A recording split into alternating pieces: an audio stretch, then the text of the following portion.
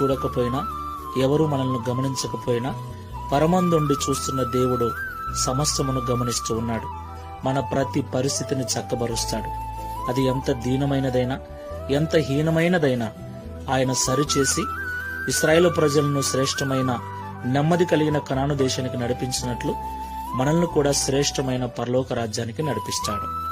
కాబట్టి భయపడక శుభప్రదమైన నిరీక్షణతో ప్రార్థనాపూర్వకంగా ఈ విశ్వాసపు యాత్రలో ముందుకు వెళ్దాం. ప్రార్థన చేసుకుందాం. కృపాసత్య సంపూర్ణమైన తండ్రి, సర్వోన్నతుడా, మీకు వందనాలు చెల్లిస్తున్నాం. ఇశ్రాయేలు ప్రజల దీన స్థితిని చూసి ఐగుప్తు నుండి వారిని విడిపించి శ్రేష్టమైన దేశాన్ని వారికి కానుకగా మీరిచ్చారు.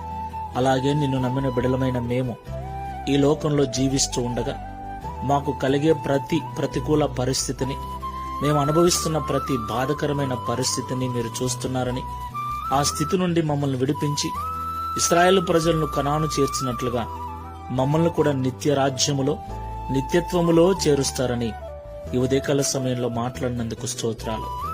కాబట్టి మాటలు వింటున్న మేమందరం ఈ లోకములో కలిగే క్షణికమైన బాధకరమైన పరిస్థితులకు చలించక, విశ్వాసమందు సన్నగిల్లక, ప్రార్థనాపూర్వకంగా ముందుకు వెళుతూ ఇశ్రాయేలు ప్రజల జీవితంలో మేలు చేసిన మీరు మా జీవితంలో కూడా మేలు చేస్తారని, వారికి నెమ్మదిని అనుగ్రహించిన మీరు మమ్మల్ని కూడా నిత్యత్వంలో చేర్చి శాశ్వత కాలపు శాంతిని, నెమ్మదిని అనుగ్రహిస్తారన్న నమ్మకంతో ఈ విశ్వాసపు యాత్రలో ముందుకు వెళ్ళుటకు సహాయం చేయమని, తద్వారా ఇశ్రాయేలు ప్రజలు స్తుతించినట్లుగా మేమును స్తుతించినట్లుగా ఈ వాగ్దానం నెరవేర్చమని యేసు నామములో ప్రార్థిస్తున్నాము తండ్రి.